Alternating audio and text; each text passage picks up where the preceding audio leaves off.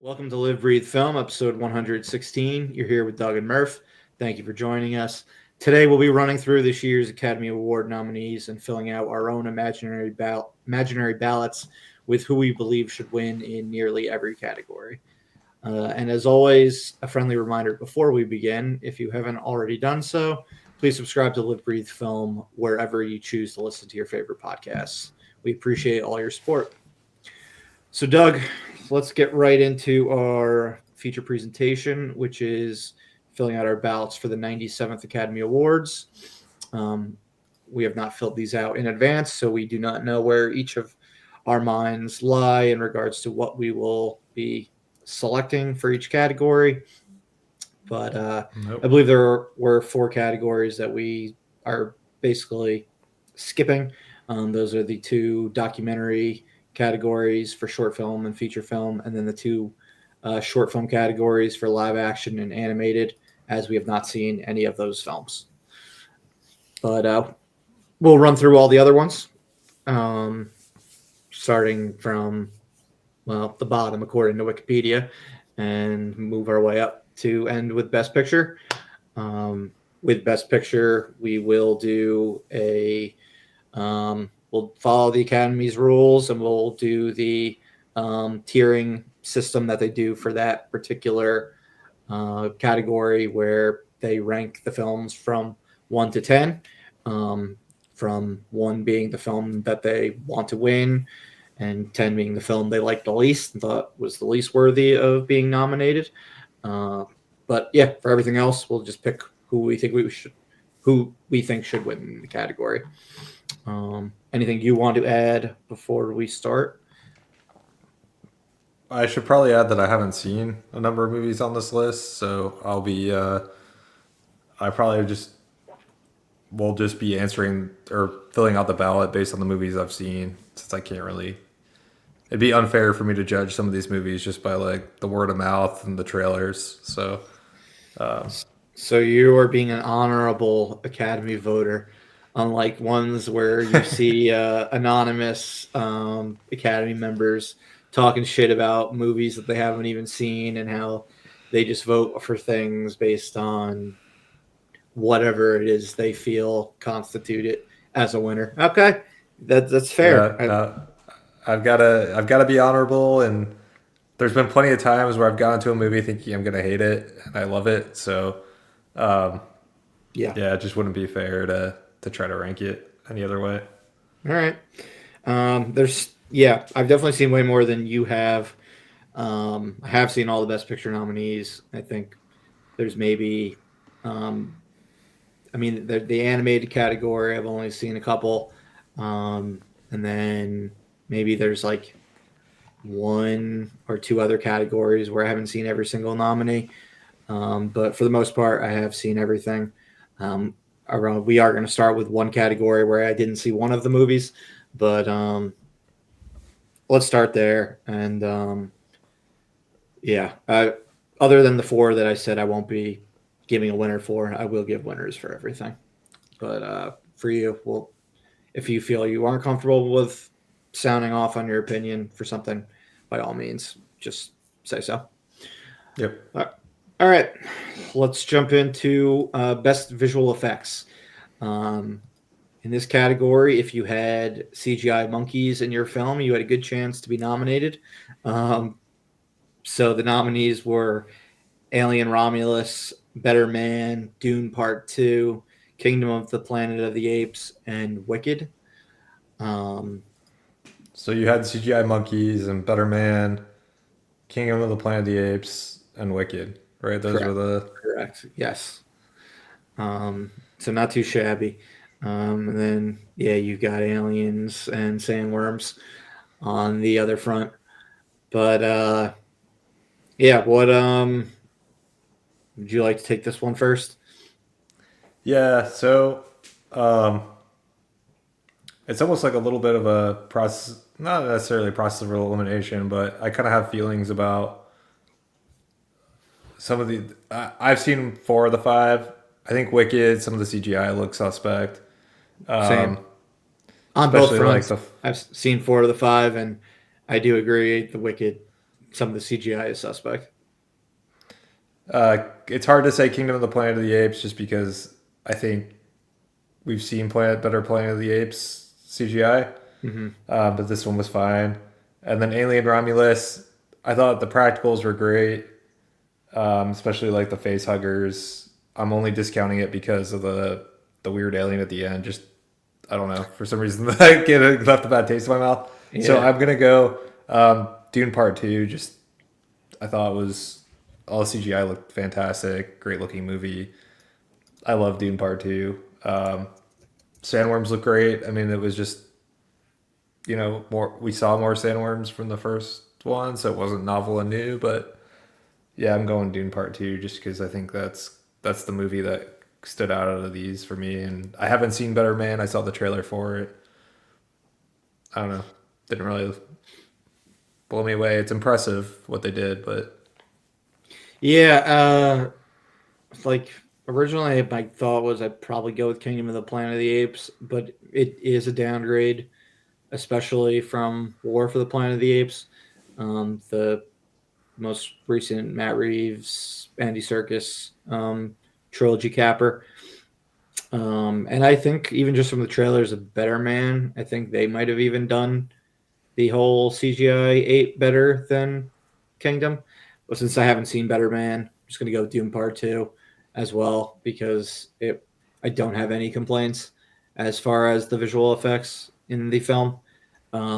So from top to bottom, it just worked for me. Like you said with Alien Romulus, it, I didn't think it was.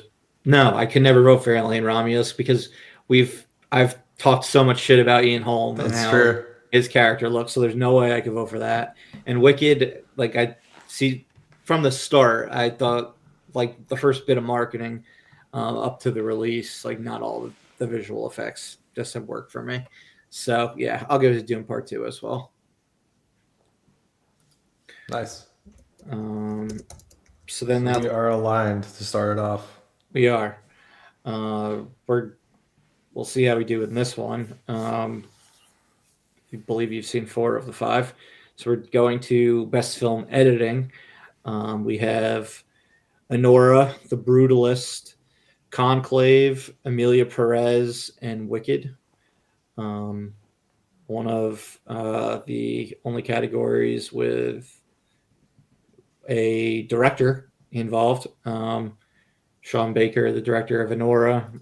This is one of his 4 nominations for the evening. But do you want me to go first, or would you like to go first for this one?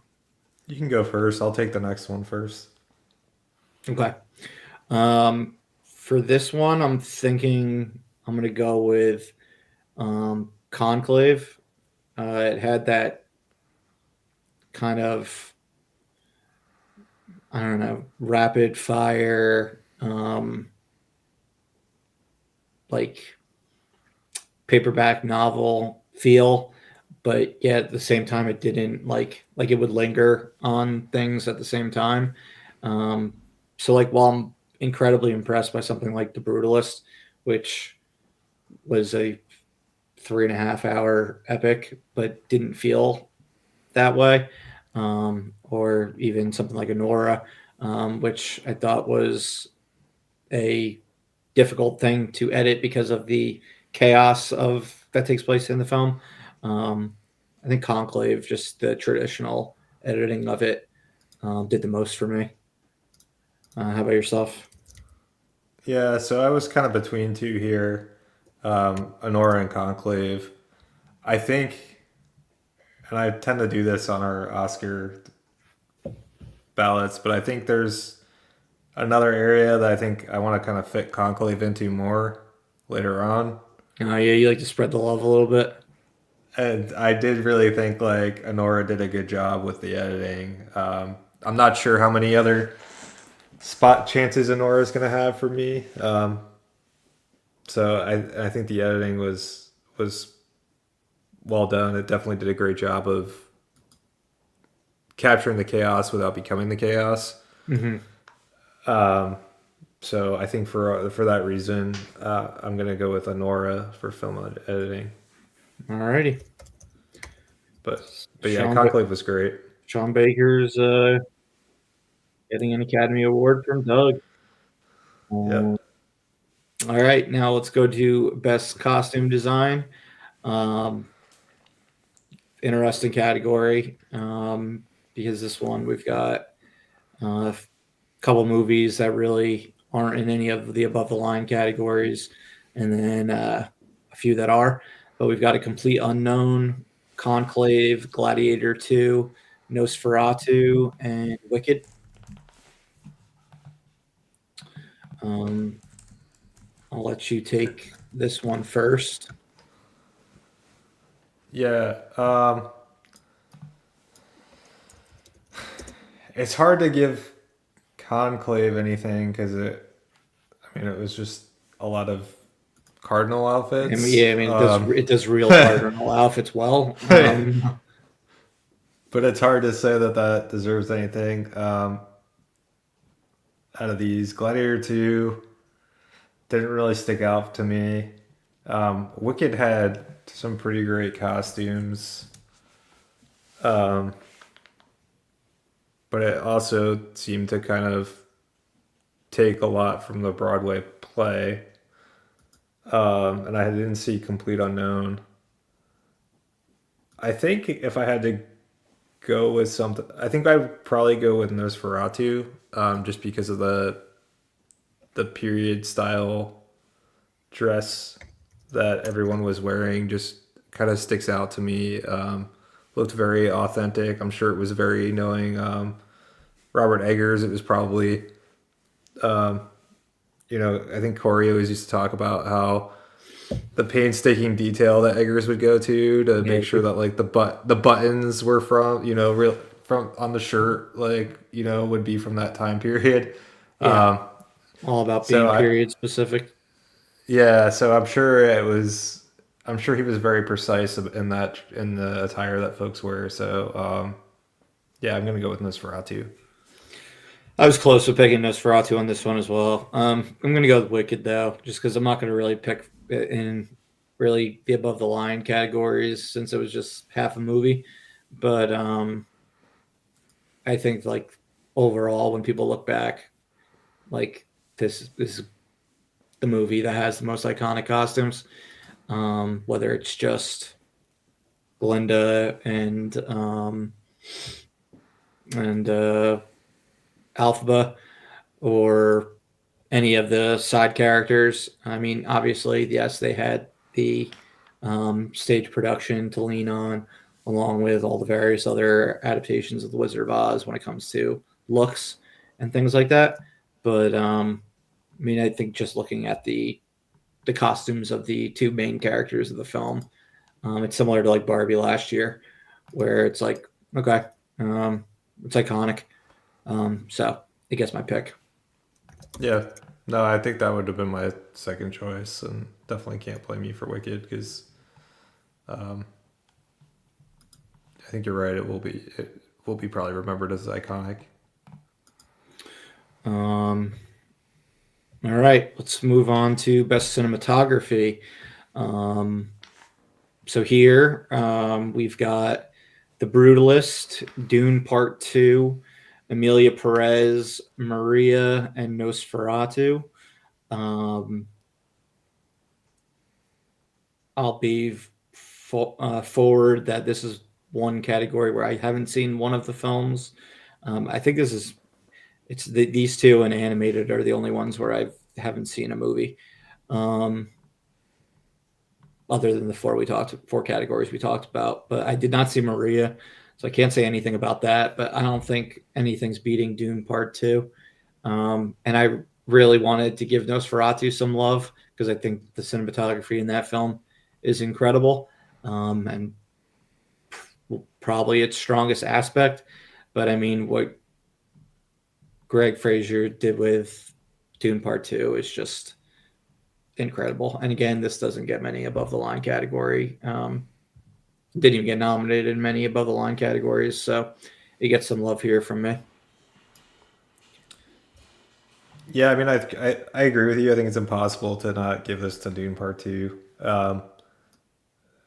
Nosferatu is definitely would definitely be number 2 on this list, and for me, I haven't seen The Brutalist, so I can't comment on that one. But I mean, Nosferatu definitely had some pretty spectacular cinematography. The one that's kind of apparently missing, in my opinion, from this list, um, and I would probably push Amelia Perez out. I don't know about Maria because I haven't seen Maria, but I Yeah. mean, Conclave should, in my opinion, should be here. I mean, I thought Yes, I the absolutely cinematography. thought it was going to be nominated. Like when I saw it in theaters, so I was pretty surprised when it wasn't. I mean, the cinematography was gorgeous in that movie. That's probably one of the things that the movie did the best. So just kind of shocking that um, it didn't get nominated for best cinematography because I think it was definitely worthy. 100%. And I guess it just comes down to they can only nominate so many films. But yeah, I think that absolutely should have been there instead of at least Amelia Perez. And again, can't say anything about Maria. But yeah, The Brutalist was 100% worthy to be nominated alongside Dune and Nosferatu. But okay. Um, so let's move on to best sound. Or sorry, best makeup and hairstyling. Here we've got a lot of interesting picks, potential picks. We've got A Different Man, Amelia Perez, Nosferatu, The Substance, and Wicked. Yeah. So So here, yeah, what were you gonna say? I'm gonna I do want to my. hear I'll it. do my pick first, but if you had something you wanted to say before getting to me, I mean, I think feel free. there's a lot. I mean, there's a lot of these movies. I think what's interesting about them is it's a lot of makeup and a lot of effects on a lot of these movies. Sometimes when we see best makeup and hairstyling, it's like a little bit more subtle. I don't think these are subtle movies when it comes to makeup and hairstyle. So it's really interesting. And did you see A Different Man? I did. Okay. So that's one I wish I had seen when we go to look at this list, just because it does look like there's some pretty good makeup Yeah, with Sebastian Stan, but so that's one I'm kind of bummed I didn't get to yeah. see The because makeup they did just for Sebastian Stan to make him resemble Adam Pearson is very impressive. yeah. So that It's I a, mean it's that's a all. yeah. I mean, it's three movies that very much like rely on makeup, um, and then I guess I guess maybe four. Amelia Perez again. I don't really see the why this would be nominated alongside the other four. Um, Its big makeup is making the main actress appear look like the like a pre-trans, pre-transition yeah. phase. Yeah, so yeah, I'm not going to go with that. Do you reward the substance for just the absolute craziness? Um, uh, I don't. I'm going to go this. I'm going to give. I wanted to give Nosferatu some love, so I'll give it to this one for um, how how forgetting Skarsgård. how yeah which Skarsgård Bill Skarsgård for how Bill Skarsgård looked and I could shout out the also it was Lily Rose Depp's hair and there were it was the mustache really that it wasn't the of prosthetic Bill penis. Skarsgård, yeah, and the prosthetic penis on Bill Skarsgård. Um, all of those things are leading me to choose Nosferatu for makeup and hairstyling. Yeah, I I, mean there was a lot of good stuff in Nosferatu, and yeah, that definitely completely transformed Bill Skarsgård. Um, Wicked. I mean, you had to make green work throughout an entire movie, which is impressive. Is it that impressive to paint someone green? I don't know if it like It sounds like there was a lot involved to find the right shade of green. So, okay. Yeah, yeah, um, maybe I'm discounting. I mean, I would think like that movie was nominated more for like people's hair than like the actual makeup itself. But yes, you have yeah, one of the two leads in green. Yeah. All right. I could see it. I'm Um not picking it. I'm just saying, like, I could see why it's on there. uh, But anyway, I'm falling for the ridiculous of the substance. There was just like effects galore, like did you think it fake looked boobs, good? fake Did you butts. did you think it looked good in the last act of the film when it gets mega ridiculous? The makeup. So it looked like I think what they were going for, which is like a campy monster. Hmm. So it look if by good, do you mean did it look campy? Yes. If by good, do you mean it did it look realistic? No. Yeah, yeah, Um, so it kind of had like a Toxic Avenger type of feel at the end. yeah. I don't know if you've seen that movie. I'm familiar with it, but I have not seen it now. Okay, it kind of had like that type of look, but I mean there were lots of prosthetic body parts all over the place and bodies splitting, and it was just a ton of effects and makeup, which I think is what you're talking about with some of the overtopness, and then Yeah, at the end it just gets insane. Um, but yeah, I mean, I thought they did a good job with everything, and yeah, I mean, the end is a little campy feeling, but it didn't. I'm not gonna take away from the movie for that because I felt like that's what they were kind of going for. that's fair. Yeah, I mean, it was definitely my number two. It's kind of tough not to pick it, but um, I'm not picking it. So let's move on to production design. Here we've got The Brutalist, Conclave, Dune Part 2, Nosferatu, and Wicked. Um, I'm going with The Brutalist here. Um, what they did as far as the production design on a $10 million budget was wild. And it's a movie where it's a movie about like design. Um, and architecture and things like that. So it just feels like a fitting pick. Um, so yeah, that's my pick for production design. What are you thinking? I think this is where I'm gonna give Conclave some love. I just thought I felt like I was in the Vatican and I was like among the cardinals, trying to decide who the next pope is gonna be. Um, so I think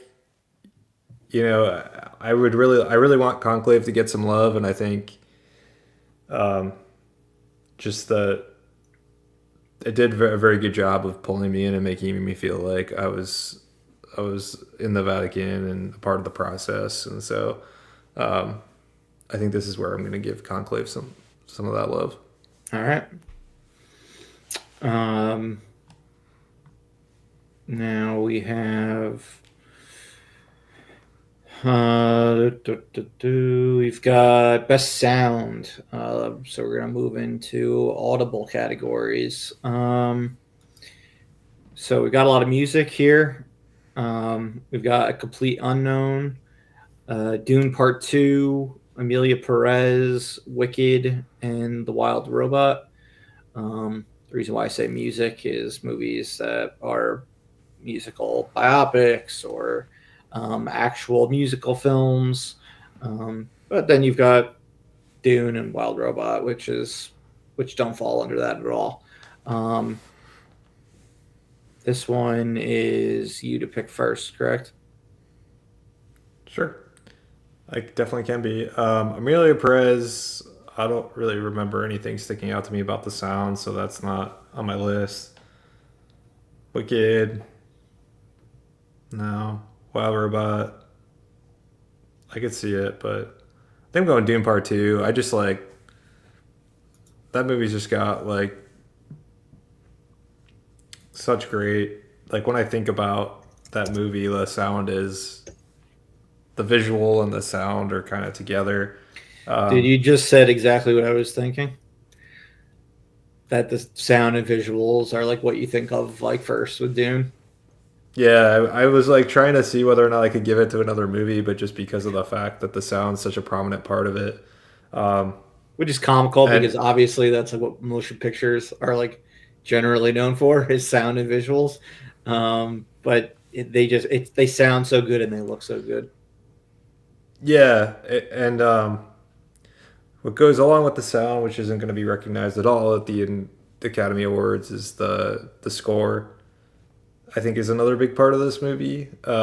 That was the score was Hans Zimmer's score was disqualified because it took too much from the first movie, and under Academy rules that made it not eligible, um, which I think was crap. But rules are rules, I guess. Um, so anyway, this is where I'm gonna throw in my.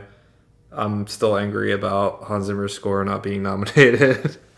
Yeah, I figured that was going to come up in the next category, but nope. Go off now, Doug. Go off now. No, I'll bring it up again in the next category, but I mean, it's just yeah. When we're talking about like the sound, I think the Hans Zimmer score kind of goes along with what I think about as being such a big part of Dune. Yeah.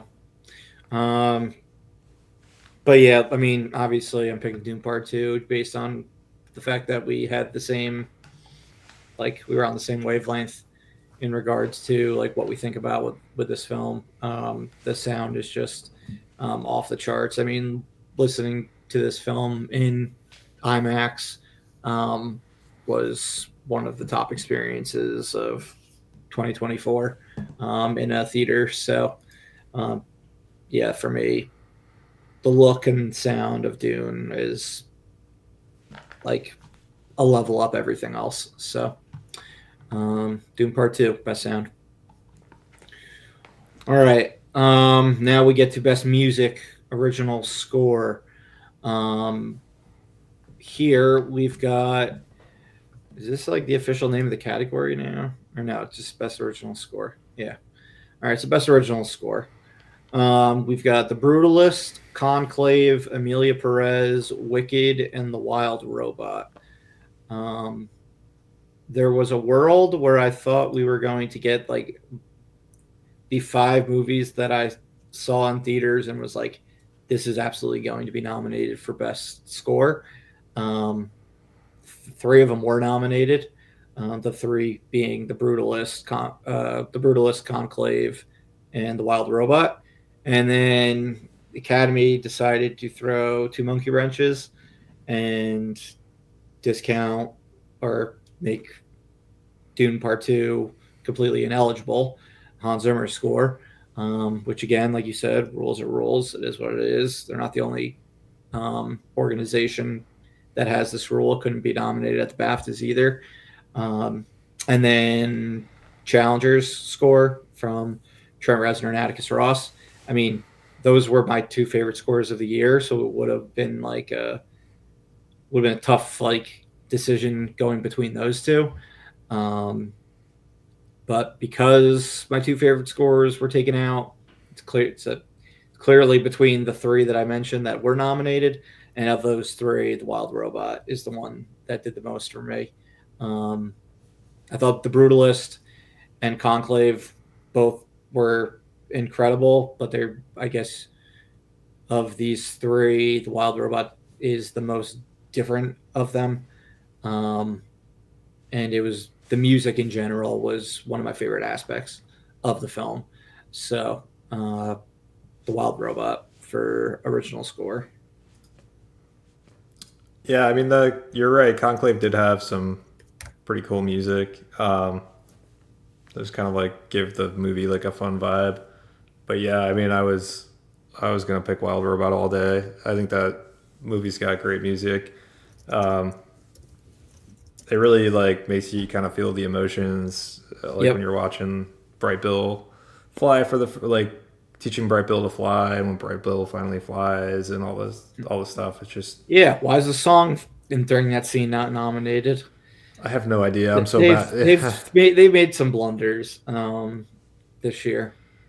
Yeah, It, that song is like I might have given something else best music if that song was there, just because I would have wanted that song to win. But yeah, I agree. It's a huge blunder of why that song isn't nominated, and um, I don't know why. It's kind of baffling to me, but hopefully it gets recognized here with best music because yeah, that was one of the best parts about the Wild Robot. It was the music and the song. Agreed. Um, all right, well, let's jump into song. So yeah, I think we made it clear what we wanted to win best song wasn't nominated. Um, and then that was Marren Morris's "Kiss the Sky," um, but not nominated, so nothing we could do about that. But what we do have as the nominees are El Mal from Amelia Perez, The Journey from the six triple eight, Like a Bird from Sing Sing, Me Camino from Amelia Perez, and Never Too Late from Elton John. Never Too Late. Um, this How do you? one. What's Sorry. annoying about this? Oh, I was just gonna say what's annoying about this is the Wild Robot didn't make it, but they were like, let's recognize Amelia Perez twice. Like, it's like they had the room for it, and they were They just totally like, had the room for it. They couldn't even let's get just. like you're gonna screw over challengers for score, and you couldn't even throw over the song from challengers. Even like I don't know. This is the category where you get like these random movies, like, and I haven't seen the six triple eight or I Elton haven't John either. Never Too Late. Nice rhyme scheme with those two, but I don't know if the film like if the songs are just playing over the credits or if they have a impactful part of the film. Hopefully they have like have like impactful part of the film because I've talked about how I don't think films should be nominated for their song if it just plays over the end credits. Um, I saw Sing Sing and I do not remember this song at all. Like I didn't even know there was a song in the movie, even though it's called Sing Sing. Um, I didn't see it. Like I said, didn't see two of the other ones, and I mean Amelia Perez to me only had one memorable song in the entire movie. Um, so Which I mean one? I'm picking El Mal because that was the song that like stuck out to me. It's like it's a fucking earworm. Um, so it always would be in consideration for best song. Um, but yeah, nothing else stood out at all. Like none of the other songs for me stood out in that movie. And again, I saw Sing Sing. Don't remember the song. I didn't see the other two movies, so I'm going with the song that's been stuck in my head every time I hear it. Um, but how about you? I'm writing in Wild Robot. You can't do that. There's no write Why in. not? There's you can't write in on a ballot. This isn't voting for an election. I'm abstaining. I don't want to vote in this category. All right, Uh, Doug's protesting. I'm protesting vote for not recognizing Wild Robot where it belongs. Not Right, gonna. you're lucky. The Academy's lucky you liked Wild Robot's score enough that you didn't abstain from that category as well for them not nominating Hans Zimmer. Um, that's that's true. Yeah, it was. but I Uh, imagine Dune. What is the next Dune? Dune, Messiah. not Prophecy. That's a TV show. Dune Messiah will have a very different score from Dune Part One and Dune Part Two since it's its own book. So I would imagine that'll be able to be nominated, uh, like the first part. But we'll see in 2026, or I guess at the beginning of 2027, since the movie won't be out until 2026. All right. Now we get to the abstained categories. So yeah, like we said, we're not putting in picks for best animated short film, best live action short film, best documentary feature film, or best documentary short film. Shout out to Superman, Christopher Reeve story, which should have been nominated. Yeah, I agree. For feature length documentary. I don't know how that didn't happen.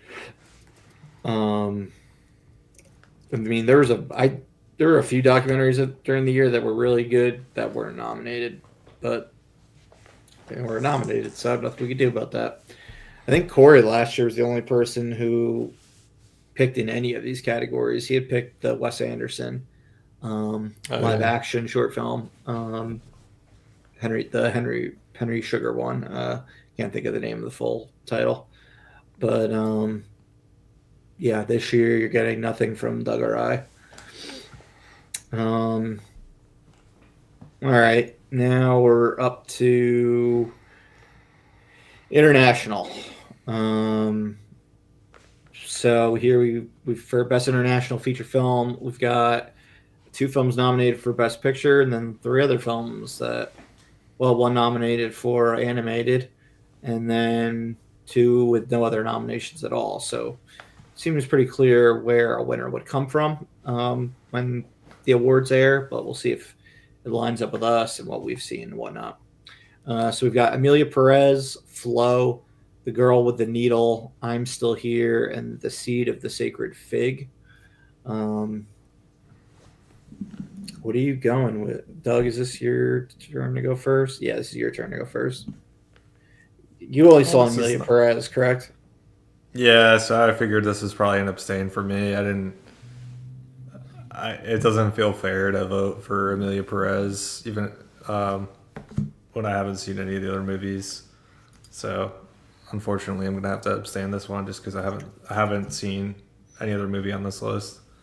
All right, Doug's being very honorable. I've seen 2, and both were nominated for Best Picture, so I'll vote for it, just like I did last year when Anatomy of a Fall and The Zone of Interest were nominated. I'll go with I'm Still Here. It's from Brazil. I mean, I was pretty kind of flip a coin type situation between that and Emilia Perez, which were the 2 movies I saw. I don't necessarily get the cinephile love for I'm Still Here, nor do I get the industry love until recently for Emilia Perez. Unlike last year, where I thought the 2 international films that were nominated for Best Picture were both phenomenal. But yeah, I'll give I'm Still Here my vote. Okay. Because overall, Emilia Perez was trying to do way too much, and I'm Still Here was just focused on telling a good story. So yeah, that's my pick. Best animated feature film, we've got Flow, Inside Out 2, Memoir of a Snail, Wallace and Gromit, Vengeance Most Foul, and The Wild Robot. Doug, I'm pretty sure I know what you're picking. You've only seen 2 of them, right? Or have you only seen 1 of them? Only seen 1. This is where I become a hypocrite. Okay, hypocrite Doug is out. So, yeah, even though I've only seen 1 movie, and that was my basis for abstaining for international film, I feel so strongly about the 1 movie I saw that I'm going to vote for it anyway, even though it's not fair, like I said, to any of the other films on this list. Yeah. But I'm going with The Wild Robot. Love that movie. Probably my favorite, or I don't know if it's my favorite. It's top 10 movie for me. Probably the higher of the top 10. Close to the number 1 as probably top 3 movie of the year for me. So, yeah, there's no shot that I'm not going to pick The Wild Robot. Yeah, I saw two of the five films, Inside Out 2 and The Wild Robot. Um, Flow is probably the most egregious film I didn't see of any nominees in any category. Um, since Apparently, it's up for a couple categories. It's easily accessible to watch. Um, so I should have seen it by now, but I haven't. Um, apparently, what? apparently, cats really enjoy watching Flow. Oh, Uh, I don't, I don't know, if, Kate, if you wound up listening or making it this far in the podcast. Apparently, cats are a big fan of the movie Flow, so you may want to turn it on. Um, on so Max. that, yep, it's available on Max. Okay, good to know. But similar to you, I'm voting for The Wild Robot. I thought it was far and away better than Inside Out 2 and one of like my favorite films of the year. Like it's absolutely um, somewhere in my top five of the year. When we do eventually get to our best of 2024 by the maybe or by the end of 2025 when we cover the best of 2024, we'll talk about it more in depth. But I thought The Wild Robot was just like a incredibly emotional, well made film on all fronts. The animation was spectacular. It looked great in 3D. Um, again, told a very emotional story.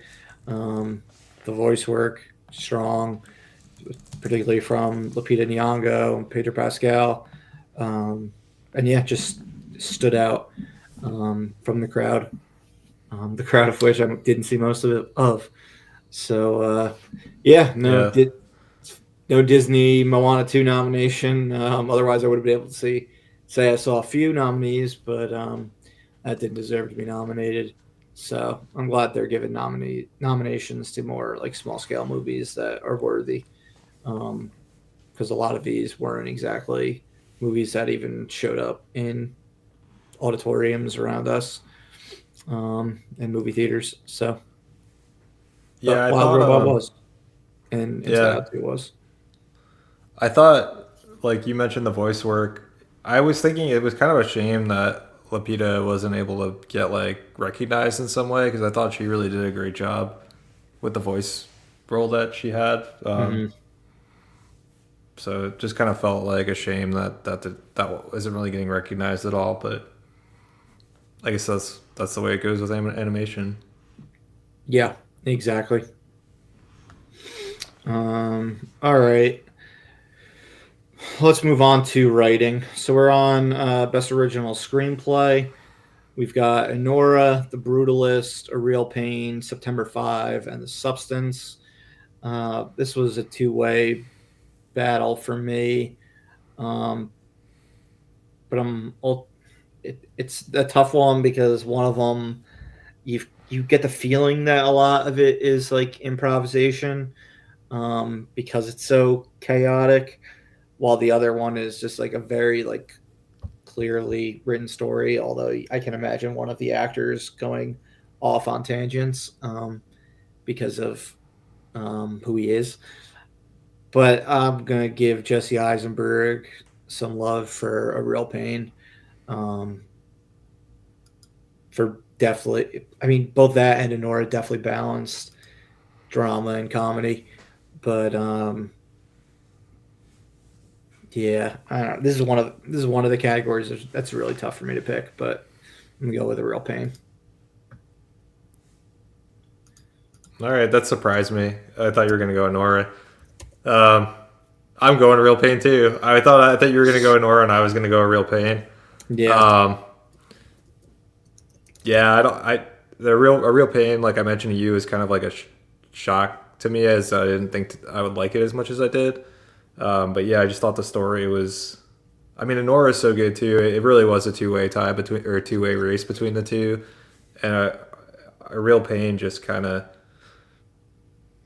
resonated a little bit with me more. And so that's probably why a real pain takes it over Nora. But I mean, I wouldn't be sad if either of those movies won for yeah. I mean, I best definitely writing. think it's between the two of them. Um, But yeah, that was the toughest one since I guess the makeup one. Um, and for the categories on my front. But all right, for adapted screenplay, we've got A Complete Unknown, Conclave, Amelia Perez, Nickel Boys, and Sing Sing. Um, in my opinion, a much less competitive category than original screenplay. Yeah, it's kind of like surprisingly so. Um, I, is there any like clear snubs here? Is there anyone that got left out? Dune Part Two. Okay, yeah. I think people would probably have been surprised Wicked wasn't nominated. Oh yeah. Okay. Yeah. Because the movie I would pick here is not a movie that I like felt so strongly about the writing, but out of the movies here is what I would pick. Yeah, I Um, mean, we clearly know like all right, the screenplay categories they kind of go a little bit more off the beaten trail as far as the not perfectly lining up with like the best picture nominees or anything like that. And then we also know that anytime something's split in half, there's less of a chance of a nomination. So I mean that is the situation with Dune and Wicked. Um, I think Dune Part One was nominated for adapted screenplay, and I wouldn't be surprised if next year Wicked for Good is nominated. But I can't remember if Lord of the Rings all three of them were nominated or Two Towers got snubbed. But all right, let's do a quick dive, deep dive. Uh, this will be real quick. doesn't matter. Through the Dune, magic of Dune movie was editing, we can make it quick. true. Yeah, good point. Dune was nominated, and yes, Lord of the Rings 1 and 3 were nominated, but not 2. Um, so they're typically tougher with when movies are shot like together or like a movie's like cut up. Um, watch Dune Messiah end up getting nominated, while Dune Part Two is the only one that doesn't. Um, but what were you going to? I mean, I know you said you were surprised by what's nominated. I think you've only seen one of them. Or no, you've seen two No, of them. I've You've seen seen two. Um, do you want to know what I would pick? Sure. So I would go with Conclave out of the movies that I've seen. You're not There's two of them. abstaining, correct? That you're picking it. You like this movie. You felt strongly enough where this is you're comfortable picking it. Yeah, I mean it was a fine script. It was a fine script. It wasn't like I wasn't like, oh my god, this script blew my mind or anything. But it was a well written drama. Um, Dude, they made a fucking film where voting for electing the Pope was interesting and like compelling. It's absolutely they did a great job with the script, in my opinion. yeah, no, it was a good script. It was a little weird for me that like the it's like we're in Italy and there's like these Italian people with Italian names that aren't Italian at all. Um, that part felt a little like strange, but that has nothing to do with the writing. It was just kind of like, I get it. Like, you're not going to pull in a bunch of like Italian actors we haven't heard of before. You're going to go with like Ralph Fiennes and John Lithgow and I went with the one dude, the guy who vapes. oh yeah, yeah. The one dude was Italian, but everybody else was just like, they just had like Vinicio names, but it was like Ralph Fiennes, just talking. Yeah. Um, anyway, yeah, so I agree. Well, they I all mean, had their little cliques in the movie too. they did. Um, yeah, you're right. You're right. It is kind of a feat to make electing the Pope as interesting as they did because it definitely kind of kept you interested throughout, and I wasn't ever bored of like who was going to be elected or not elected. Yeah. So Conclave. I mean, I already kind of like leaned into where I was going with what I had to say about it when you were talking about it. So yeah, I'm picking Conclave as well. Um, Yeah, the nominees for that category kind of befuddle me. Um, okay. All right. Now we get to the biggest categories. We're at the top six. We're in the now we're going on to performances, and then we'll go on to director and picture. So we'll start with best actress in a supporting role.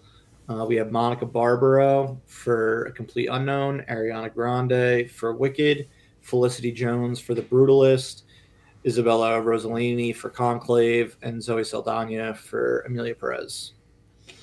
And I'm glad that Zoe Saldana has been nominated for so many things, and I've heard her name said so many times recently because I am now saying her name correctly. I was basic white guy who just ignored the accent, and now I'm pronouncing it correctly. And Saldana. So if Emilia Perez did anything, did that for me. There you go. But yeah, what oh, this is me first, right? Yeah. All right. I wish I saw Complete Unknown the second time to focus more on Monica Barbaro's performance. Um, I thought she was really good in the film, um, but I definitely would have needed to see it again to pick her another time. Isabella Rossellini, I was kind of surprised was nominated. It's one of those like That's what in I was gonna say in too. yeah, it's one of those in and out type of She's performances. barely in the Yeah, freaking movie, and she doesn't do really anything. really kind of pops up for one scene, like and like kind of just does a mic drop and leaves. Um, so like I was a little surprised she got nominated. There would have been other like actresses I would have nominated over her. Thousand Uh, percent. Zoe Saldana was definitely the acting highlight of Emilia Perez, but didn't I? It didn't. The movie performance didn't wow me enough where I would pick her. So that really kind of leaves of all. I mean, I'm shocked that it's a two-way street and Ariana Grande's on that street with her and Felicity Jones. Um, but I'm going to go with Ariana Grande. Felicity Jones is really damn good in The Brutalist, but she doesn't pop up till after the intermission. Granted, that still means she's in like a lot of movie Yeah. because the movie is so long. But Ariana Grande just stole the show in Wicked for me. I thought it was. I don't think comedy gets recognized enough at these award shows, and she did a powerhouse comedic performance while at the same time killing it in a musical performance. Um, so yeah, she's my shocking pick. Yeah. I'm kind of so I didn't see The Brutalist obviously or Complete Unknown, so that kind of hurts those movies because I can't really weigh them. So I was kind of weighing Zoe Saldana and Ariana Grande. Um, but I think I'm gonna go with Zoe, just because she was like, I thought the acting was really great, and we've seen her act before, but I guess the singing and the dancing and all that kind of caught me by surprise. Mm-hmm. Um, and I thought she really showed how broad her range is of the things that she can do, and that just impressed me. I think she is by far the best part of Emilia Perez. Um, I think if it's anybody's movie, it's like head and shoulders hers. And she's not even the Um, titular character. no, that's what's kind of crazy about it. I guess you could kind of call it. I don't even remember what her character's name was, but call it that because I mean, Yeah. she really is kind of the main character though, in a lot of ways. Yeah. Um, yeah, I think yeah, I would pick her, but I wouldn't be upset if Ariana Grande won either because I do think, Ariana Grande was on TV, um, but she's mainly been a singer for a while now. So the fact Yeah. that she stepped into like such a big role and crushed it, um, and that, like you said, there's comedy, there's serious dramatic parts. Like it's pretty impressive what she did. Yeah, I mean, she's gone from like being a kids TV performer to be a pop star with occasional, very memorable guest spots on like Saturday Night Live, um, Yeah, and then just jumps into a Best Picture nominee. I mean, when she was announced, it was like, really, you're all right, you're going with, you're finally adapting this Broadway smash, and you're just going with like a pop star. Interesting choice, but yeah, it worked out. Um, so yeah, but yeah, I mean, Zoe was great, and Amelia Perez, um, and I will be very happy to see her be rewarded at some point in her career, which I imagine she will. She likely will be this Sunday when the Academy Awards air. And yeah. again, she sings the song in the movie that is like an earworm for me. So I'm not going to be remotely upset if she wins. Um, But all right, let's move on to Best Actor in a Supporting Role, which, in my opinion, is far and away the strongest category of nominees. So we've got unknown actor Yura Borisov for Anora, um, Kieran Culkin for Real Pain, Edward Norton for A Complete Unknown, Guy Pearce for The Brutalist, and Jeremy Strong for The Apprentice. Um, five heavy hitters, in my opinion. Um, let you go first. I know you only saw two. Yeah.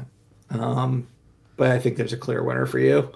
Um, There is, but is there an asterisk? Yuri, Is there an asterisk in the fact that we have? I mean, I think we have to say Kieran Culkin is a lead role. It is, they're co-leads, him and Jesse yeah, they're Eisenberg. co-leads. It's just like Ariana Grande. Ariana Grande, I would say, is more of a supporting role than Kieran Culkin is, because it's very much Alphaba's story in Wicked. While, I mean, I guess it's more so Jesse Eisenberg's character story in Real Pain.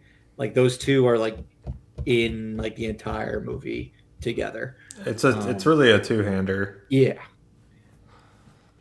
Yeah, but you've rewarded Jesse Eisenberg already because he wasn't nominated for that's his true. acting performance.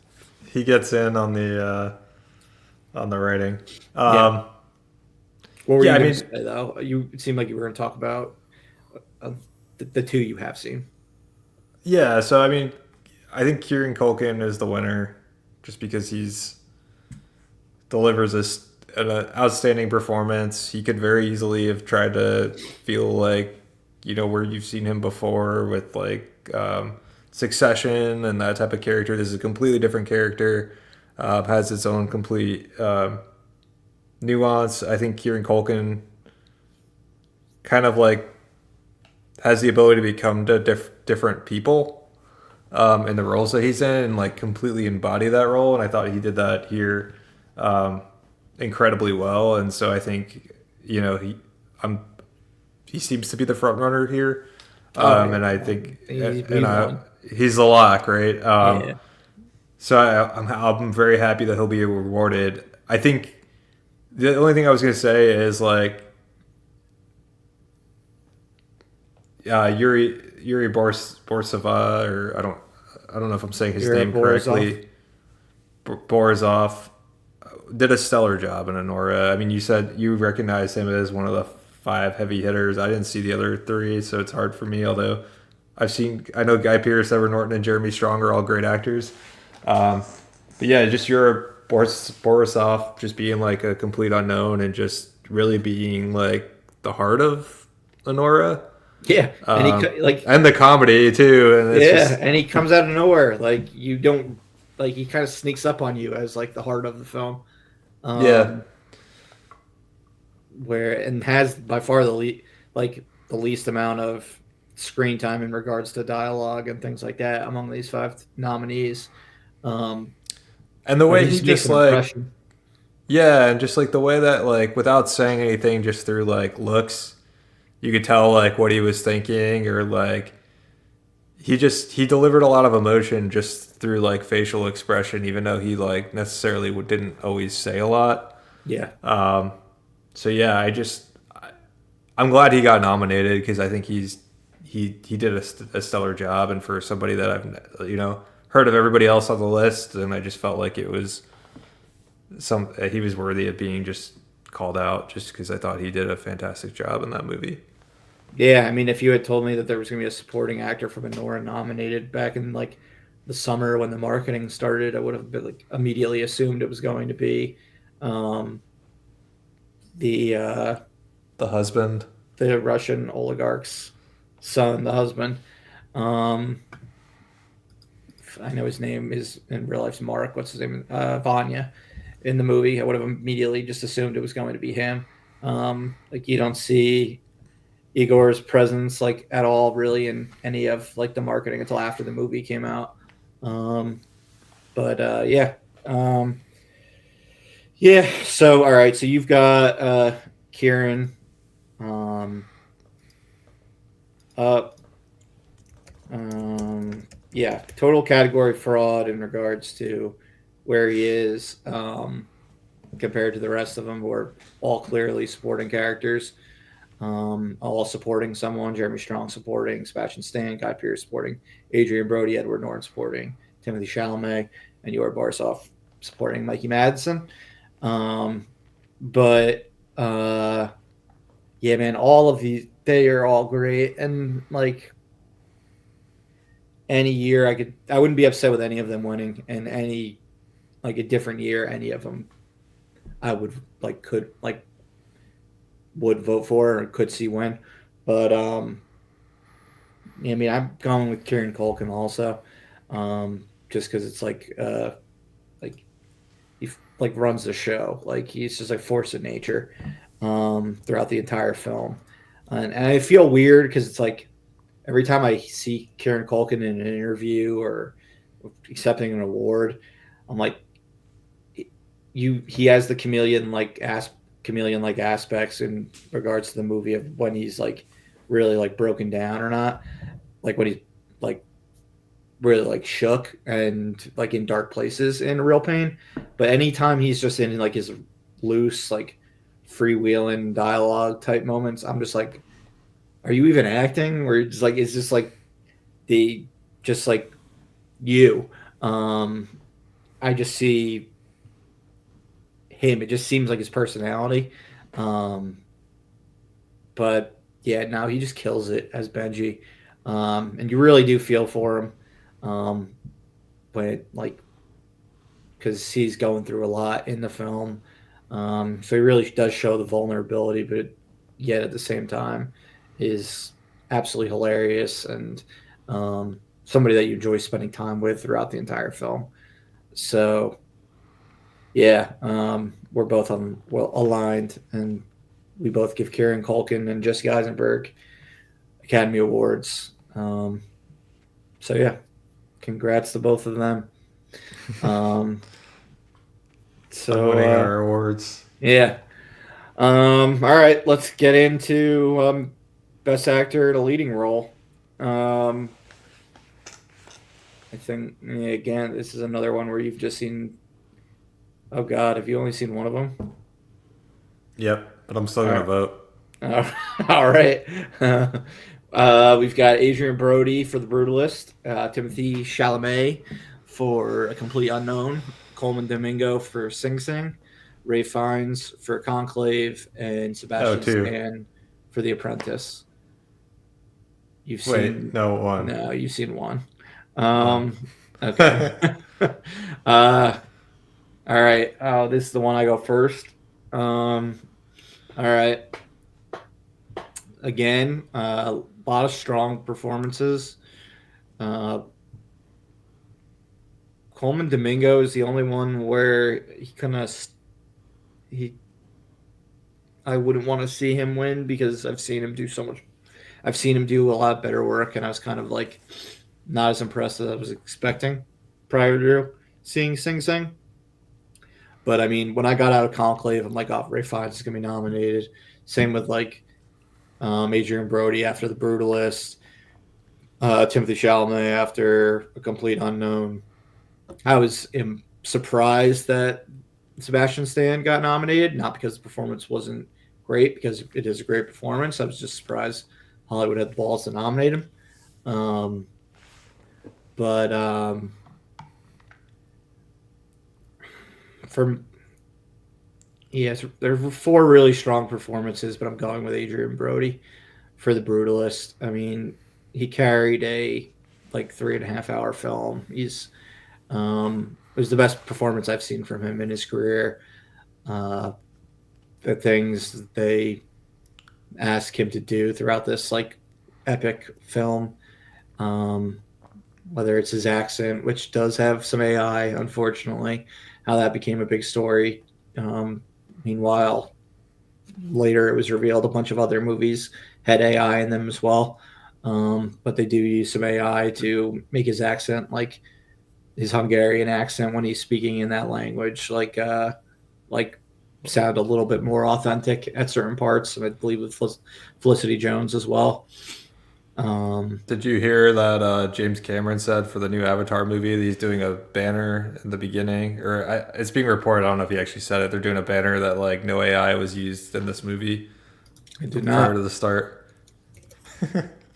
That sounds like a very James Cameron thing. It does. Oh man. um, yeah. So Adrian Brody gets my pick. Let me guess what you picked. Or are you going with something you haven't even seen? Are you going with Timothy Chalamet off his SNL performances as Bob Not even Dylan? just as SLA. I'm going with them with Timothy Chalamet off of yeah. I mean, I obviously his SNL performances and stuff. He sounds a lot like Bob Dylan. Um, Timothy Chalamet helped me kind of win some box office drafts between us. So I think I owe also something to Timothy. Wow, And I just want to you're going with a straight up Bush League pick. You good for you. and You're going for his Dune the Part Two performance.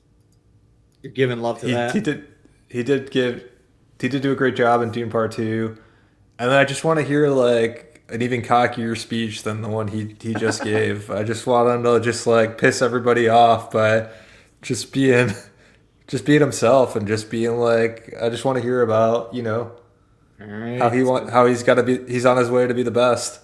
Paul Wadi Atreides, Duke of Arrakis, Lucine Al Jadib or whatever it is, slash Bob Dylan. All right, interesting pick. Didn't see that coming from you. Heck yeah, But yeah, he's the guy. Yeah, I think he'd be a fun win. so he's like the actor of your generation of the right now. I mean, he That seems like you he's. run out to see all his movies except the one he's nominated for. I mean, he seems like he's in a shit He, ton of movies, he and did win YouTube box office pools, like you and said. he does crush it, or he does do a good job in every movie I've seen him in. Um, yeah, he's just a good actor.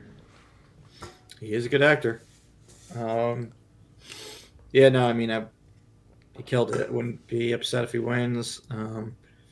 Although I do hope Adrian Brody wins because I mean, I'm kind of like over actors winning for like impersonations of famous people, especially like musical biopics. I thought fucking John C. Riley did one in the head, two in the chest with Walk Hard when it came to music biopics. But I mean, we've got Rami Malek having won since then for Bohemian Rhapsody, and seemingly everyone gets nominated. Did what's his face get nominated for Rocket Man? Or just get he? Uh, Taron Egerton, Yeah, I don't think he he actually did. was. He was I right. don't think so, and I thought he did way better job than Rami Malek, and actually sung all the songs. So yeah, I was Yeah, pissed and off about that. Chalamet sung the song, so and learned how to play an instrument, so it's crazy impressive. Um, but yeah, Austin Butler was nominated and nearly won 2 years ago. But yeah, Yeah, man, Elvis. if you learn how to play like an instrument or sing a song, you're basically like guaranteed an Oscar nomination. I'm just looking at best actors just in the 2020s, and it's pretty wild. But all right, no harm, no foul with your pick. Um, let's go to best actress in a leading role. We've got Cynthia Erivo for Wicked, Carlos Sofia Gascon for Amelia Perez, Mikey Madison for Anora, Demi Moore for The Substance, and Fernanda Torres for I'm Still Here. I mean, You're up.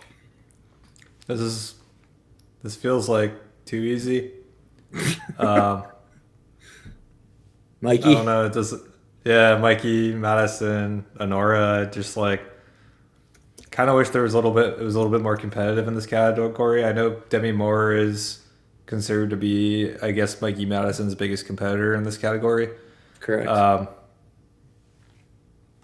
she was good. I just like, to me, I don't see her as like on performance wise in this particular movie. I don't think she was, you know, as good as Mikey Madison was. I thought Mikey Madison like delivered a really stellar performance, and showed a bunch of different ranges of emotion. Did pretty great accent. Um, yeah, I don't know. I thought she did a lot more for me than Demi Moore. Although I thought Demi Moore did a good job as a in the role of like aging actress. Um, but yeah, I would prefer definitely to see Mikey Madison win this over Demi Moore. Yeah, the male actor categories were a lot more compelling, at least what was nominated, than the female ones this year overall, where it's kind of easy. I mean, granted, we said it was fairly easy to pick Kieran Culkin, but yeah, I mean, Mikey Madison for me was the standout performance of any actor in 2024. Um, there's no doubt, like she was getting the award, like or getting my pick. Um, I don't even see how there's any competition with anyone else in this category. And if she loses, I'm going to be pretty annoyed. Um, but she's got a long road ahead of her, and we'll have plenty of more great performances in the years to come.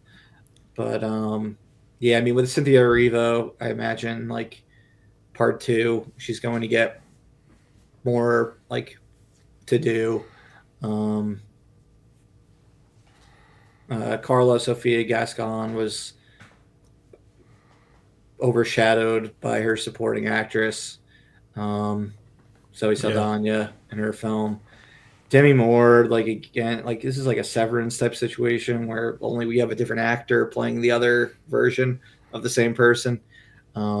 Where it's like, or you and Margaret Qualley are like, while I would say Demi Moore, if they were both going to be nominated, I would think it would be fine if Demi Moore was nominated for actress and um, Qualley was nominated for supporting actress, because I do think Demi Moore really did carry the character um, more than Qualley.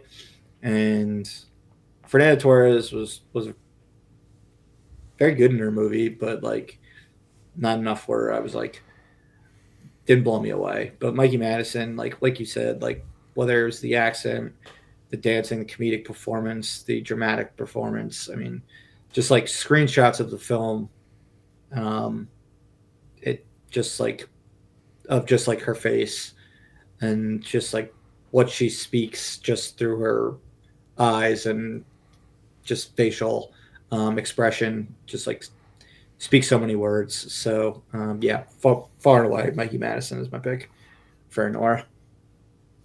yeah.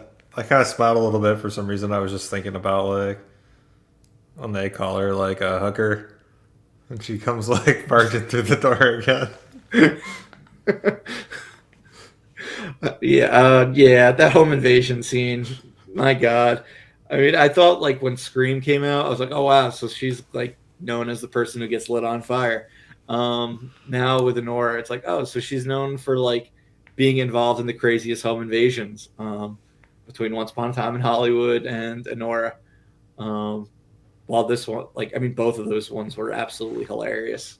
Um, but this one was just like just straight like comedy and with no like actual like sense of like danger. It was just like this is just beyond ridiculous, in how poorly they are handling this situation. Um, Right. and yeah, and also like she got the role based off Sean Baker, him and his wife seeing Scream on opening weekend, and him being like, okay, I want to cast her as the lead role in my next film. I don't even know exactly what it is, but calling her up and being like, would you want to be in my next movie? So also love her Scream It's pretty franchise. cool. Yeah. Um, so yeah. All right. So that leaves us with two categories: best directing and best picture. Best director, the final category where we'll just pick our winner outright. But we've got Sean Baker for Anora, Brady Corbet for The Brutalist, James Mangold for A Complete Unknown, Jacques Audiard for Amelia Perez, and Corley Fargay for The Substance. I may have mispronounced the last two. Apologies if that's the case. I'm guessing I did. But Yeah, you probably all right, did. yeah. It's a two. This one is like it's another tough one. It's between two. Um, Yeah, it's easier for I'm, me because I didn't see probably one of the two that you're between. yeah. For scope and ambition and like everything he pulled off, I'm going with Brady Corbet. For the Brutalist. Um, I don't know, like he really like swung for the fences with this movie, and I don't know how like he was able to pull it off. Like I had zero interest in this movie from the trailers. Um, like it read a log line for the film, and it does not sound remotely compelling. Um, then you realize how like long it's going to be and everything like that, and it was one of my favorite. I mean, I didn't see it until the beginning of 2025, so I think I'd say it's my favorite experience. It was my most memorable experience in a movie theater so far in 2025. Um, but had it been in 2024, it'd be right up there with some of the other ones like the Interstellar re-release or the Anora Q&A on like experience on 35 millimeter on opening day, or Dune Part 2 and IMAX. It was just it felt like it felt like it was on another level and a special experience. So yeah, um, Brady Corbet for me. Yeah, it's funny because I was thinking like if I saw The Brutalist, I could see a world where that would be the movie I picked, um, just based on what I know about it. But I didn't see The Brutalist, and so out of the movies I did see, I'm going with Anora. Sean Baker's doing pretty well for me right now. Yeah, he's two for three so far. And he was nearly three for three.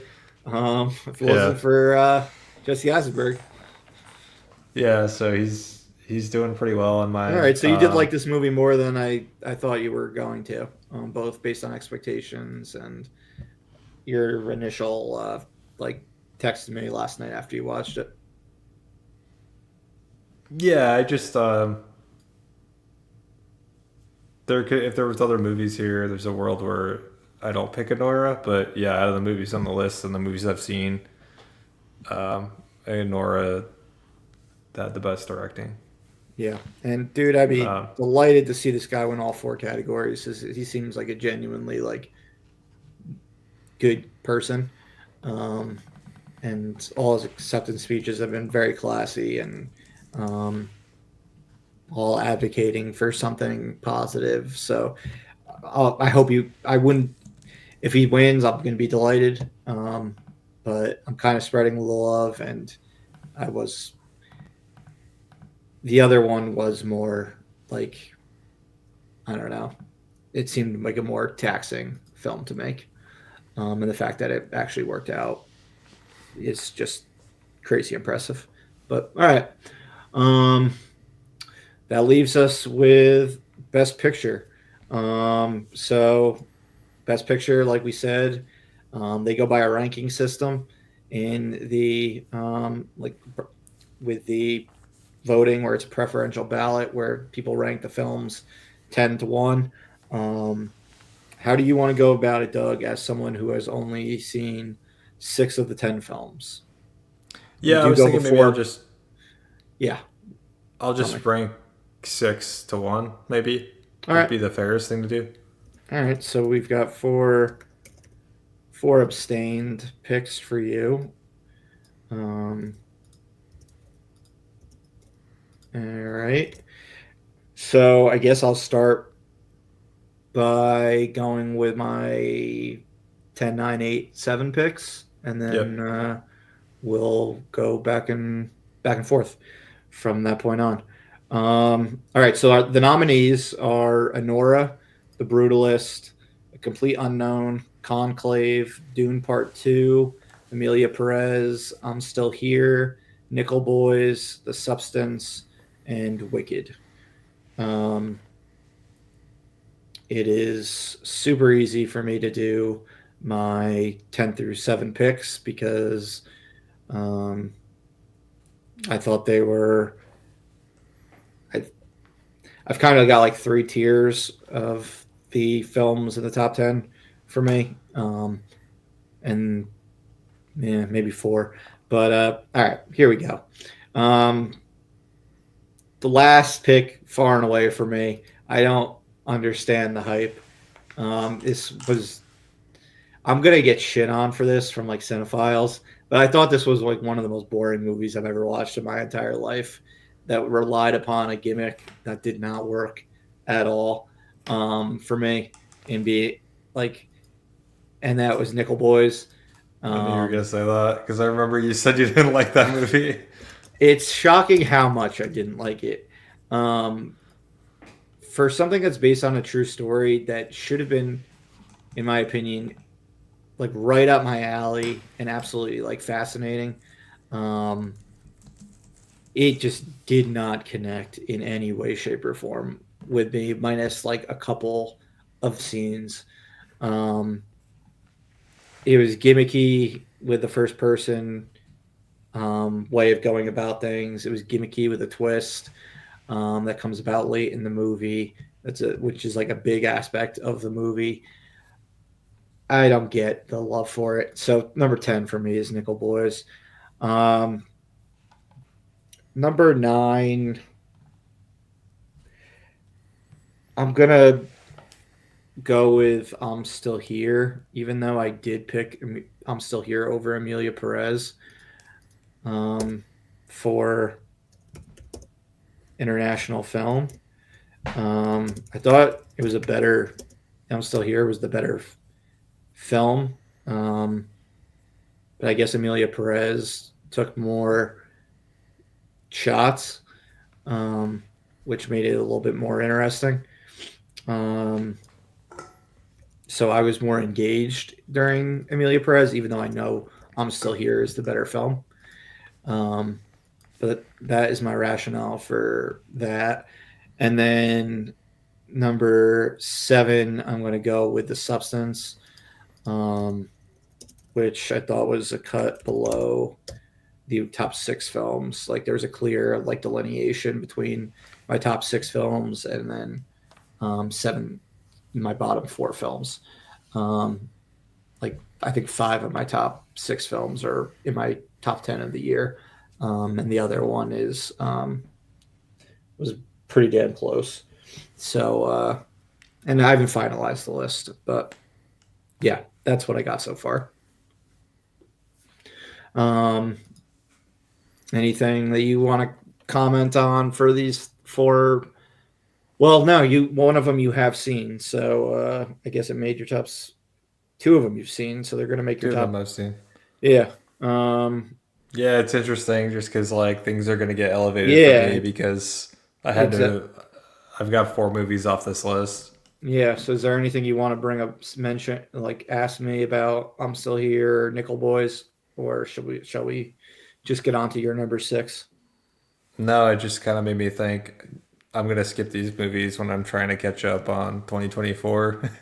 Is I'm probably not gonna watch Nickel Boys or I'm Still Here.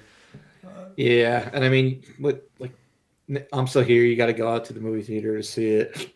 Um, Nickel Boys, I think come Friday, you'll be able to do a free trial if you wanted to watch it, but I don't think you wanna, based on my feedback. Yeah, no, I'll probably skip those two. So that was interesting, but I knew you didn't have a great experience with Nickel Boys, so not super surprised there. Yeah, yeah. Now 10 minutes into that movie, I'm like, oh, this is gonna be a long, long, long evening. Um, but all right. So what do you got for number six for you? So number 6 for me is where I am going to put Amelia Perez. I It could have gone lower if I wasn't abstaining for the first 4, but it gets kind of bumped up to number 6 because I abstained a bunch. Didn't hate this movie at all. I thought I may really dislike it just based on all the feedback online. Thought it was a well made movie. Some great performances like Zoe Saldana. Um, Saldana. Saldana. You got in my head now about how to pronounce her name. Yeah. Um, Well, we're gonna stop calling her Zoe Saldana and say Saldana. Saldana. Okay. But yeah, so there were some good performances, but overall, it was the weakest out of the 6 I saw. Okay. All right. Number six for me is Wicked. Um, this was the one of the big surprises for me of 2024 that I liked as much as I did. Hopefully, it pays off with Wicked for good, and that's even ranked higher next year. But again, it is while half a movie, or it did feel fairly complete in ways, which impressed me way more than Dune Part One did in that respect. Um, like it didn't feel like the movie just got like chopped off in the middle of a scene. Um, it felt like it told like a solid full length story, and there's just going to be another like a sequel, not necessarily like just like the other half of a movie. Um, but yeah, no, I like Wicked a lot. And when the trailers first came out, the beginning of 2024, I was ridiculing it, and the idea of it being nominated for Oscars, I like laughed at. So the fact that I enjoyed it as much as I did um, is a testament to all the work they put into it. What do you Yeah, got no, for? Yeah, no, I was just gonna say, yeah, I'm glad you wound up actually liking that movie because it's a good play, and I agree. I think the movie just kind of exceeded all expectations. yeah. Uh, what I have for number 5 is I think this is where I'm going to put The Substance. So um, All right, so you I don't did know. similar to We're me. kind of You had Amelia Perez and The Substance back to back among the films you saw. yeah. It's there. It's the bottom, I guess, of my list, even though it's mid tier just based on where it is. Another movie that I thought was enjoyable. It just there was it's weird and some of the weirdness didn't work for me. It gets a little kind of crazy and over the top at the end. Doesn't end as strongly as I kind of wish it did. But still an interesting movie. Just you know, on the weaker end, I would say, of the movies that are nominated for me. Yeah. Yeah. No. I mean, it was definitely something like 6 through 10. I don't think should have been nominated. There's plenty of films I would have nominated their stead, which includes The Substance. Um, but I mean, it was a super cool concept, um, and like I think it was well made, well acted, but I think it just went like a little too far.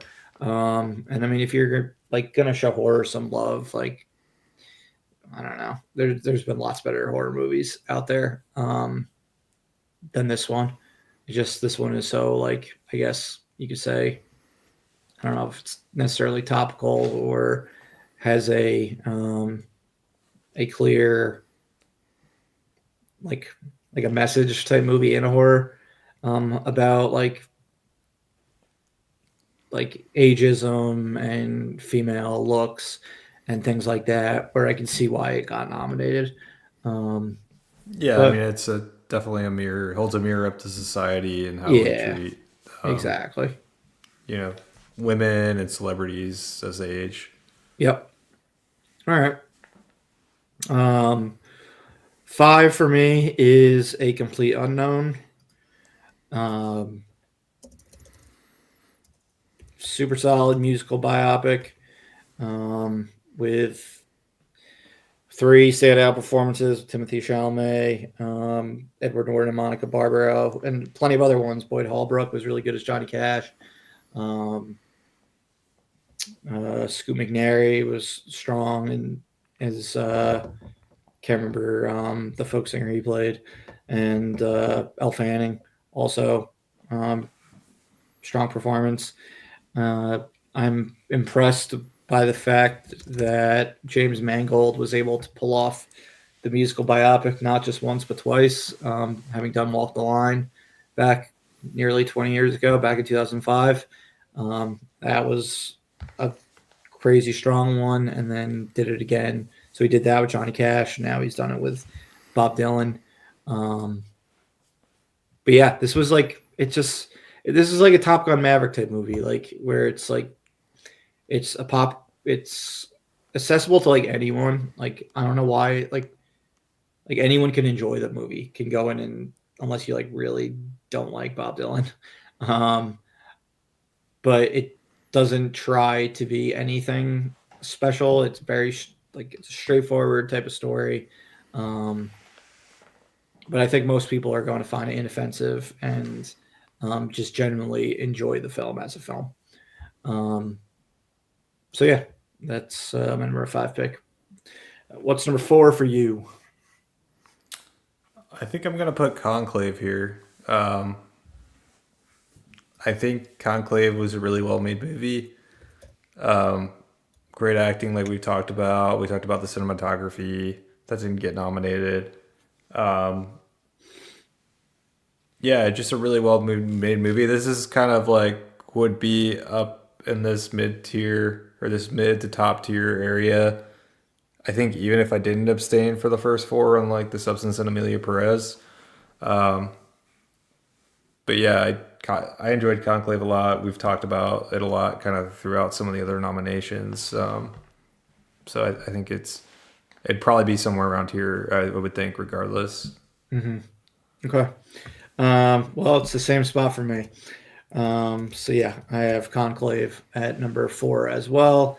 Um, just a well-made film from top to bottom. I think Edward Berger should have got nominated for best directing. I think it should have been gotten. I think it should have gotten nominated for cinematography. Um, almost all the other categories, I think, were accurately put in there. A little surprised by the supporting actress nom, but otherwise, I think it was put in all the categories it should have been in. Um, Not that I was like Isabella Rossellini was solid in her um, one scene where Right. she really got to stand out, or two scenes basically she had. Um, but There's other characters that are in that movie more than she is that you wouldn't consider to be supporting, Yeah. or I wouldn't think of them as supporting. So Hmm. yeah, it's just interesting. But they do highlight her in the trailer as well. Yeah. But yeah, similar to or a Complete Unknown, this is just like a well-made film that I think you could put in front of most people, and they're just going to enjoy. It's just like a crackerjack, like um, pulp paperback novel type thriller, um, set in which like it's weird to describe a film about electing a pope in those terms, but yeah, they just made it incredibly engaging and um, this gossipy bunch of cardinals picking the next pope was a really exciting film. So Yeah, I it's funny. was The very music too impressed. doesn't seem like a music that would go with a movie about picking the Pope. No, no. But yeah, Edward Berger is kind of on fire between All Quiet on the Western Front and this one, so I'm excited to see what he does next. All right. I guess here's where things get real interesting. At least on my front. What do we got at number three for you? I think this is where I'm going to put Wicked. Okay, it's turning out to be more interesting than I was expecting. Yeah, I think I think Wicked knocked it out of the park. We talked about how great the performances were of Ariana Grande and Cynthia Erivo. Um, I thought the musical, it was probably one of the best musicals I've seen be put into a movie format, if not the best. Um, so it is half a movie, so it does have a little bit of that going against it right now. So maybe Wicked for Good could be even higher, but but yeah, I just think it was a well done movie. The production was great. Everything was. I have no complaints about the movie. It far exceeded my expectations, as I've talked about it before, and so that's why it's as high up as it is. Cool. Um, all right, for me, for number three, I'm going with another half a movie. I'm going with Dune Part Two. Um, an absolutely exceptional film.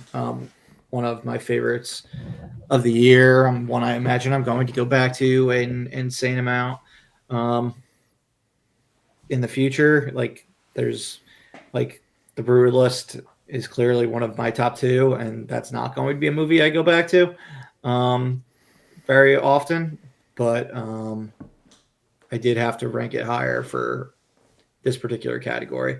But yeah, I mean, Dune Part Two gets really just, I guess, knocked just for being again half a movie, even though it felt more complete as a movie um, than Dune Part One did, because it ends the novel, and at the starting point of Dune Part Two, it feels like a whole new like type of Paul's in a whole new type of situation at the beginning of Part Two than where he was during all of Part One. It introduced Part One introduced a ton of new characters, or really reintroduced them, and got him involved with them. So it feels like a complete movie, but yeah, at the same time, it isn't. And I know like we still have like the epilogue coming. Like it ends on a cliffhanger.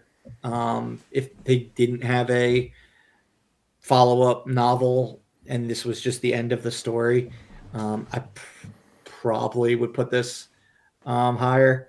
But yeah, I mean, from top to bottom, from Denise directing to the cinematography, how it was shot, the visuals, the sound, the score from Hans Zimmer, whether the Academy thinks it's allowed to be nominated or not. I mean, they make the rules. And the performances, led by Timothy Chalamet, who crushed it, and so many different performances in the film are great. Whether it's like Javier Bardem or uh, Zendaya, Josh Brolin, Christopher Walken, Florence Pugh, on and on we go. It was just an epic film. But yeah, I've got it at number 3. Oh, number 2, Doug. I want to put Anora here.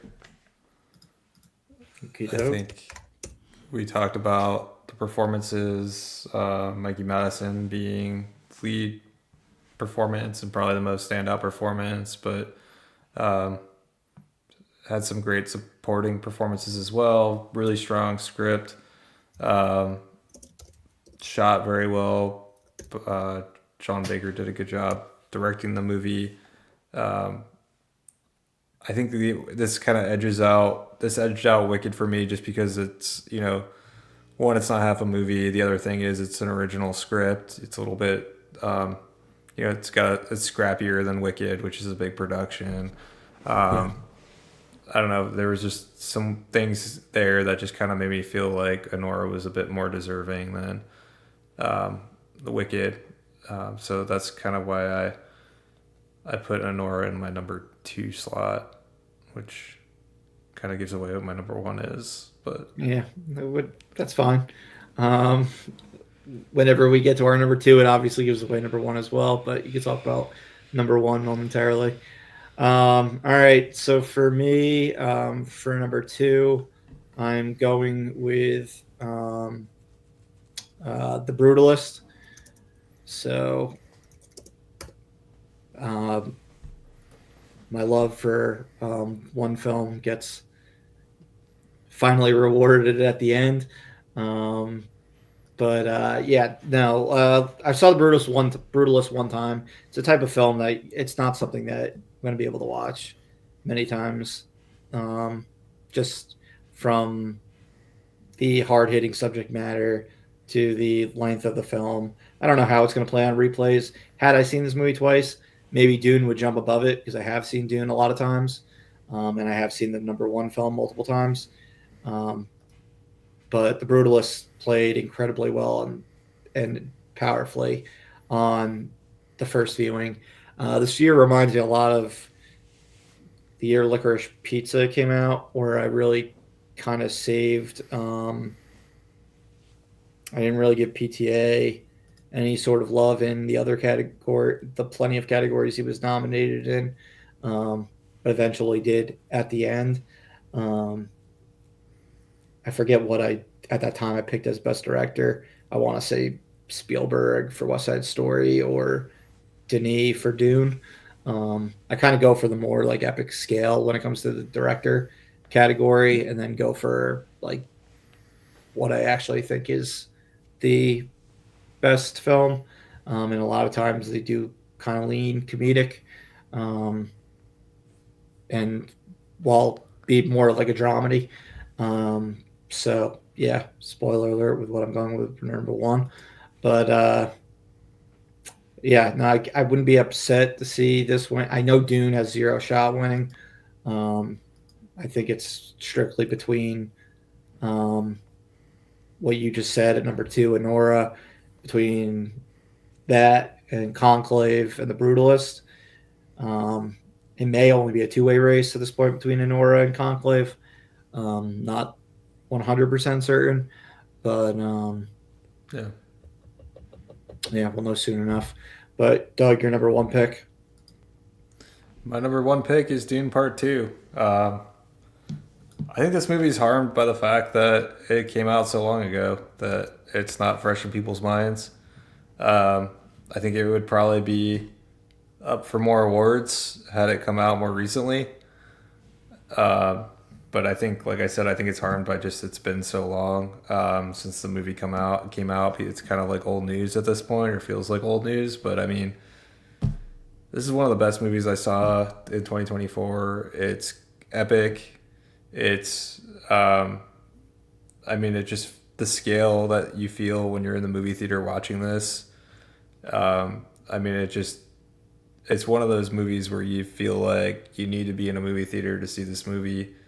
Experience the giant picture, experience the loud music. I thought Timothy Chalamet stepped up his performance. Um, then Hans Zimmer stepped it up musically. I thought the directing was a step up as well. I thought everything from the first movie was elevated in the second movie to create just this movie that felt completely epic in scale. And I thought I thought Dune 2 was a fantastic movie that I feel like I said, I think it's not getting the love because it's been so long since it came out. It's a part two of a movie, which is also harming it, I think. But I think this movie deserves more love. Yeah, I don't know if how much is the release date versus how much is it being a part two, and people knowing that there's another one coming pretty quickly. I mean, I alluded to Lord of the Rings earlier in a film that the second one got the least amount of nominations, um, and it. Although I don't know what we're going to be get, it sounds like Dune. Messiah is going to be very different from Dune parts 1 and 2 than the Lord of the Rings trilogy was as a whole. Um, I imagine a lot of people are thinking, "Hey, I'll save my time to reward this film when the final chapter comes out." Even though they're going to milk this franchise like to death because there's so many books. So Denis Yeah. will leave after Messiah, and who knows how many they'll end up making with the original cast as long as they pay them tons of money. I don't know. But it sounds like Messiah is the true ending to this story, at least as far as an epilogue goes, to what we watched in 2021 and 2024. But yeah, no, I can't remotely argue with your number one pick because again, it was one of my favorite films of the year. Very high up there. Yeah, good pick for your number one, Doug's best picture pick, Dune Part Two. As for myself, I saved my favorite for its one one pick that I gave it, or no, I gave two because I gave Mikey Madison one, but Anora is my number one for the year. Um, I mean, from I think it had maybe the best opening scene of a film in the year and my favorite final scene in a movie of the year. Very close with Doom Part Two as far as final scene goes, but yeah, it wasn't the movie I was necessarily expecting.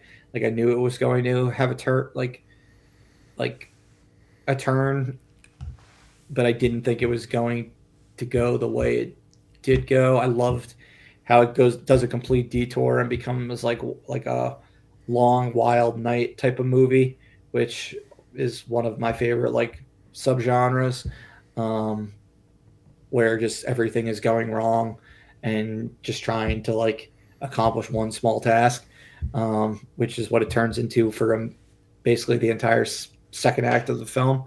Um, so that was a bit of a surprise for me. Um, the first half is just, or the first, that's when it's by far the funniest is that second act. Um, the first act, very strong setup as far as character development. Um, before bringing in like these whole new characters in the second act, which changed the game up completely. Um, and then the last act, as like the world kind of come like reality sort of hits, and you're like, all right, you're not going to get like this isn't going to be like this went from you're not having a Cinderella story to you're not even having like much of a happy ending. And yet, like there is like a glimmer of hope in that final scene, and I don't know the amount of heart that the two, well, Mikey Madison, Yuri Borzov, like had just in that final scene of the film, or even in the final 10 minutes of the film, where they're really, it's really just a two-hander between the two of them, and all the chaos has gone about, and it's just sort of a, um,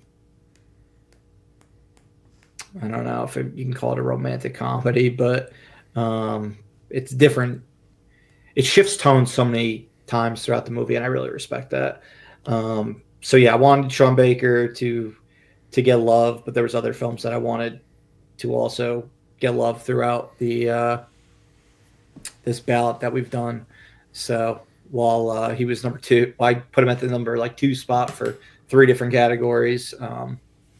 It's a saved number 1, best for last.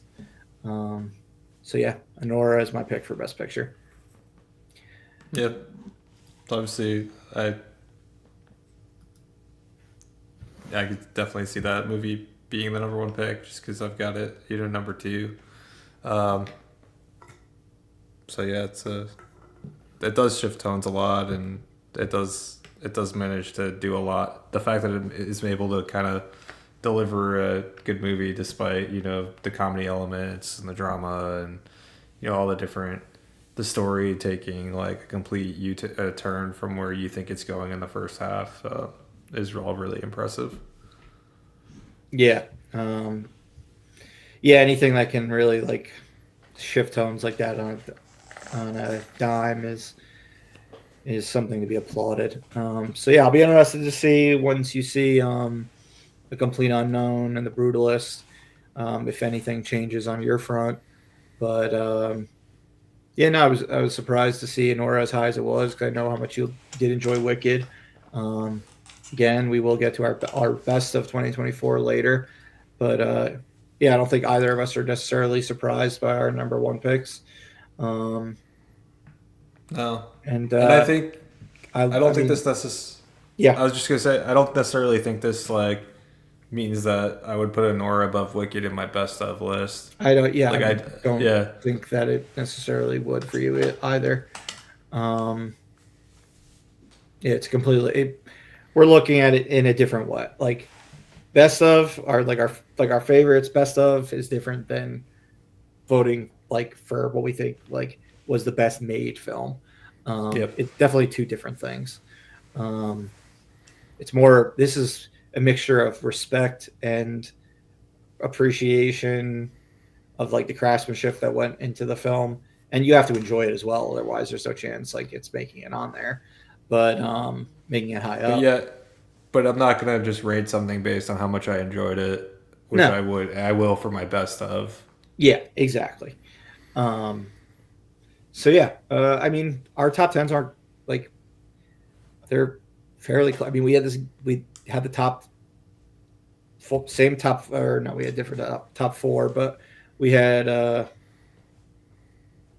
there's it's Well, tough because you didn't see I don't have the Brutalist. You didn't see The Brutalist or Complete Unknown, but our top 6 are going to end up being the same, because I guarantee you The Substance, Amelia Perez, I'm Still Here, and Nickel Boys would have been your bottom 4